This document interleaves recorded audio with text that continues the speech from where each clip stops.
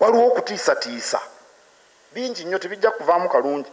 Kaakati General Muhoozi Kainerugaba yakutte Edward Ssebuufu gwe bayita Eddie Mutwe, ndowooza amulanga kukuza birevu na butamanya Lunyankole.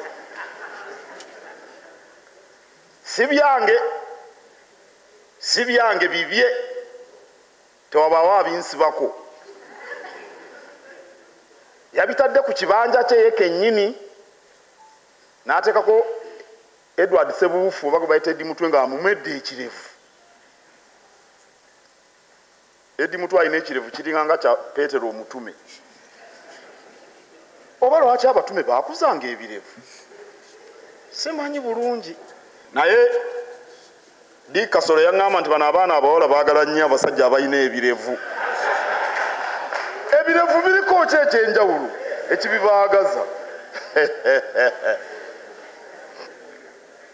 Kaakati nze simanyi Eddie Mutwe mukyala we, simulabangako oba ndimubuuza Eddie Mutwe ekirevu kino kiringa kya Peetero omutume. Peetero mwamulabako?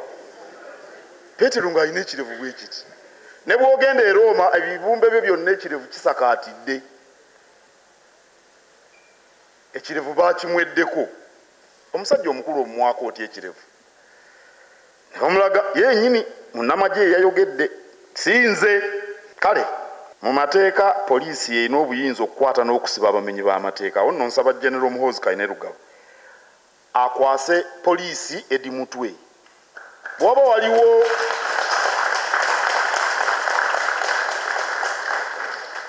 omusango gwe yazza amukwase poliisi. Poliisi yeba emuggalira ate naye egoberera amateeka. Saawa 28 bamutwale mu kkooti. Ebintu ebyo bya bulabe nnyo bassebo ne bannyabo. Bya bulabe. Era bwe bibeera mu mawanga gatabanguka. Toyagala munnamawulire ayogere bye wakoze lwaki obikola. Ogenze oyimiridde ku kkubo, oli musajja mukulu n'okunkumula ku kkubo. Ow'amawulire n'akulaba ng'okunkumula. N'agamba nti omwami Kiribedda twamulabye ng'akunkumula ku kkubo. N'ogera n'omukuba n'omubongola amannyo. Ani yagambye okukunkumula ku kkubo? Oba toyagala babiwandiikeko tobikola. Kuba naawe okimanyi nti bibi.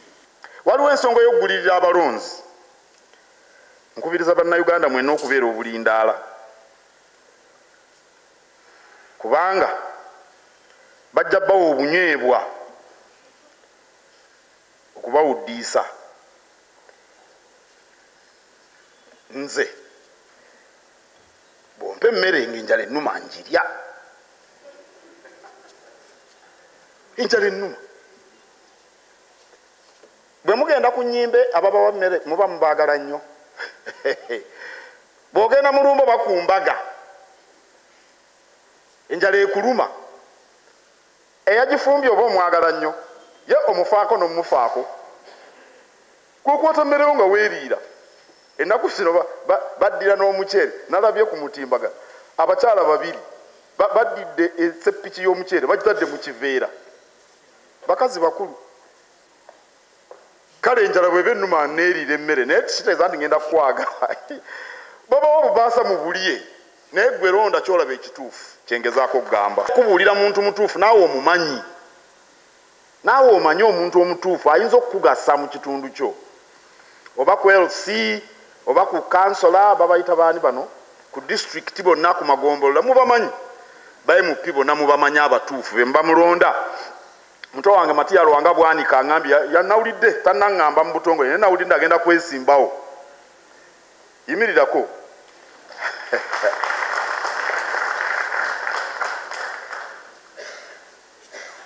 Tuula. Abatuufu mubamanyi. Teweetaaga kukubuulira nti ono ye mutuufu. Muleke kwefuulafuula mbu baakubuzaabuza. Bakubuzaabuza oli mwana muto.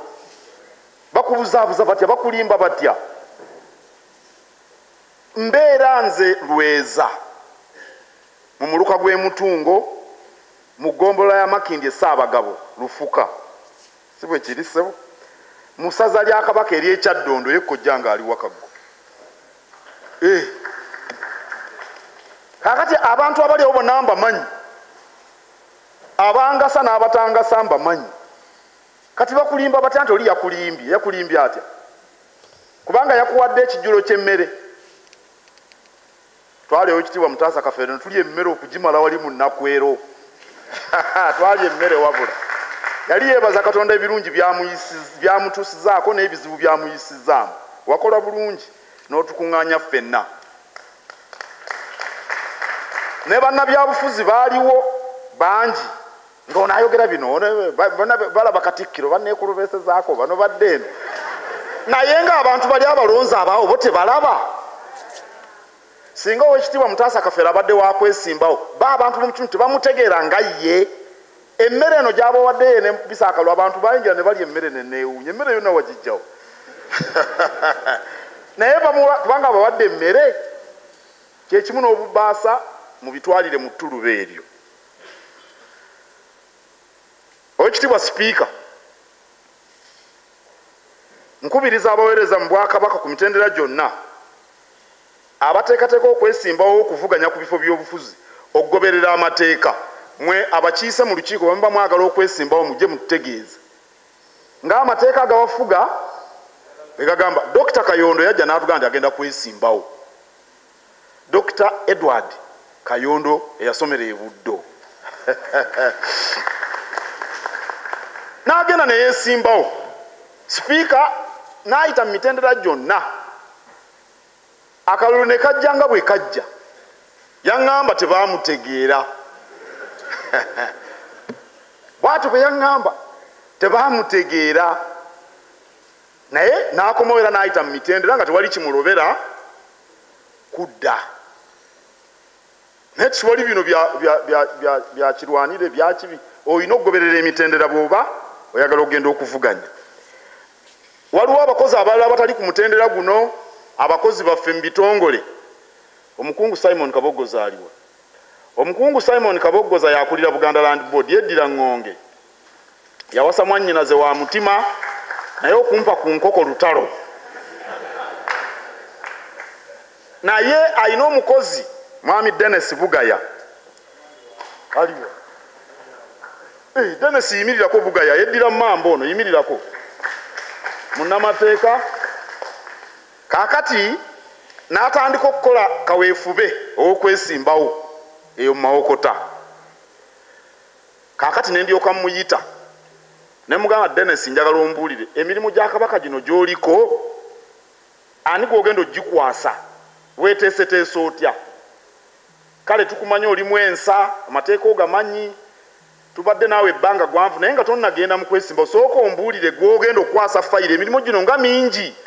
Mukama wange Owekitiibwa Katikkiro mbadde ŋŋamba oba nembuuza omukungu Kabogoza nti ono alina gwategese gwagenda okuwa fayiro nti omanyi. Dennis ne mugamba togenda kwesimbawo sooka okole emirimu gya Kabaka. Namuganye oyo bw'abanga yanjeemedde ayimirire wano akyogere naye namuganye. Manyi ab'e Mawokota babadde bamwesunze naye omanyi tonogeranga kizibu ddagala ate kutondawo kizibu kirala bw'oba mu mirimu gyonna. Kati ofiisi gyalimu nkulu nnyo emirimu mikulu nnyo nga talina muntu gwagamba nti ono gwabikwasa nga nti abeera wano okyali munamuto bwe kukaba kalulu byakwesimbawo n'emyaka 2 myaka 3 okuva leero ojja kwesimbawo. Kati sigala wano okole emirimu gya Kabaka. Waliwo ensonga z'okutumbula ebyenfuna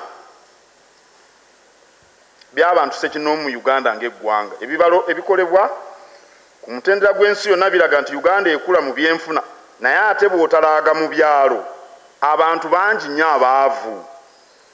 Nkizudde nti abantu bano bye beetaaga si kubawaayo kabaasa kakwejja mu bwavu wabula okubateerawo embeera ebasobozesa okubeerako emirimu gye bakola.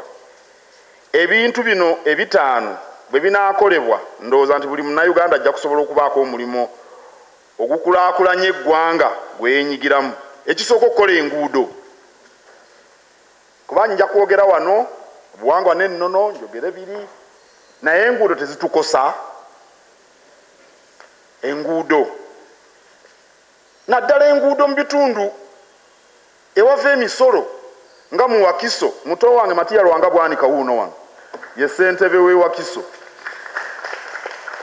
eyo yemu ku disitulikiti esinga okuvaamu ssente eziddukanya Uganda yonna ne Mukono ne Kampala ndowooza neegobererwa Masaka ndowooza mu Uganda yonna ziyinza okuba nga bwe zityo bwe zigoberegana naye mu Wakiso n'ova wano e Nateete n'otuuka wano e Kasenge Nakawuka nno kale walako naye Kasenge wano n'okutuuka e Nakawuka n'ova ekisubi n'otambula awo wonna kati ndowooza olwo balukola naye Nakawuka wano oluguudo nga lwa ttaka n'ova wano ogenda ebali Ntuma oluguudo lwa ttaka awava ssente empitirivu obungi nabadde nze simanyi nti ne mu Kololo mulimu enguudo ez'ebinnya nabadde ngenda okusaasira ku munnaffe Sudiru Paleria ne tuyita mu luguudo olumu ndolabidde n'erinnya nga lwonna lwa binnya byereere neewuunyiza nnyo enguudo.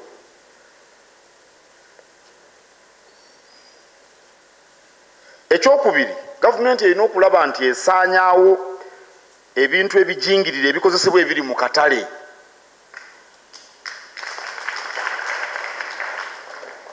Abalunda omulimi yaveeyo Kiboga najja okundaba n'aŋŋamba nti agula akadomola k'eddagala ly'enku akagula Rwanda. Atuma omuntu e Rwanda n'alinnya baasi n'aleeta akadomola k'eddagala eritta enkwa n'eddagala eddala aliteeka ku butunda abijja Rwanda. Tebereza n'afiirwa ssente empitirivu naga nti bwagula lino ebintu byonna byonna bifa. Ebintu ebiri mu katale ebigimusa ebifu. Era tulina omukago n'abaleeta ebigimusa ebituufu babayita Grain Pulse. Ebyo ebigimusa bituufu bwe mubisanga mu mukozesa ebyo. N'agula ettaka likaddiye lyetaaga ekuliisa. Kale gavumenti okugjawo ebintu ebyo ebijingirire. Okwongera omutindo kw'ebyo ebirimibwa n'ebyobulunzi olw'okufuna akatale